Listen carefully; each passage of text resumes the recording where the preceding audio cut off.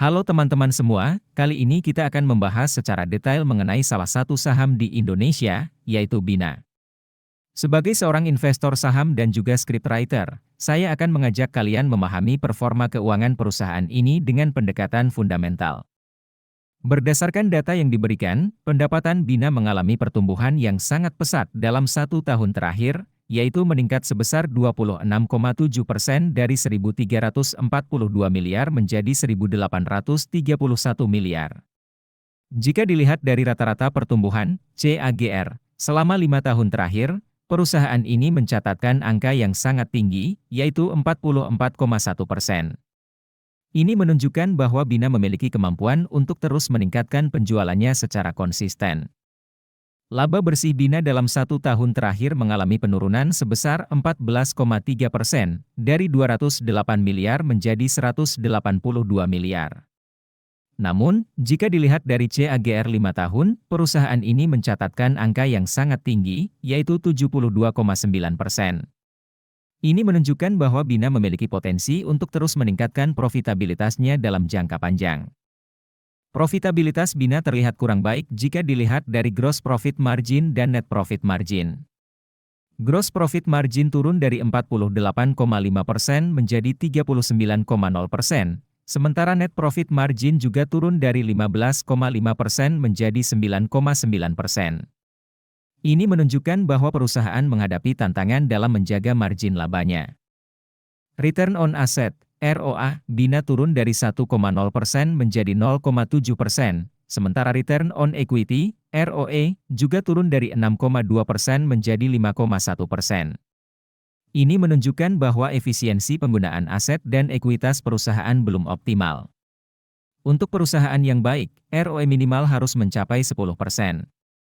Dari segi kesehatan keuangan, Bina terlihat sangat baik dengan debt to equity ratio, DER, yang sangat rendah, yaitu 0,0 kali.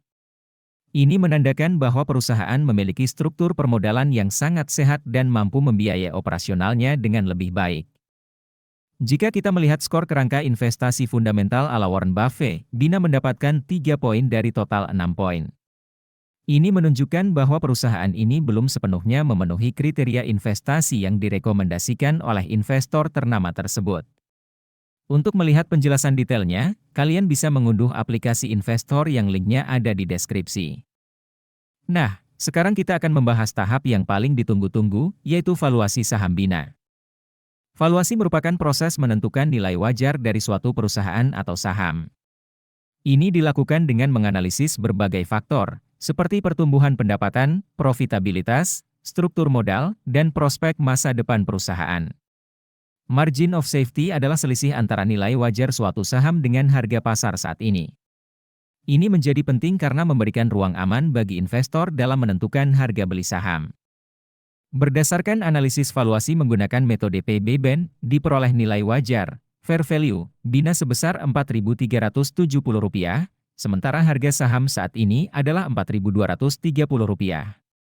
Ini berarti terdapat margin of safety sebesar 3,2%, yang artinya saham Bina saat ini dinilai cukup murah dan layak untuk dibeli.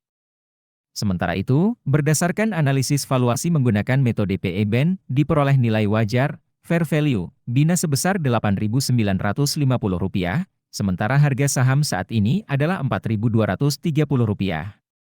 Ini berarti terdapat margin of safety yang sangat besar, yaitu 52,7%, yang menunjukkan bahwa saham Bina saat ini sangat undervalued dan sangat menarik untuk dibeli.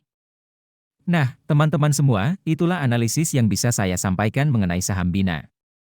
Tentu saja, keputusan akhir ada di tangan kalian masing-masing. Saya hanya memberikan informasi dan analisis sebagai bahan pertimbangan. Tetap lakukan penelitian dan analisis sendiri, dan bertanggung jawab atas setiap keputusan investasi yang kalian buat. Semoga informasi ini bermanfaat bagi kalian. Terima kasih.